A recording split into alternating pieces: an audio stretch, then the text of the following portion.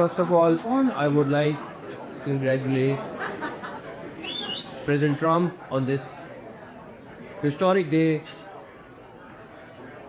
I have witnessed this morning the way people were celebrating here on the roads.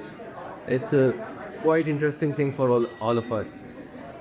They will be starting a new era between Pakistan and US relationship also. And I want to wish the people of USA all the best for the next 4 years. Thanks so much.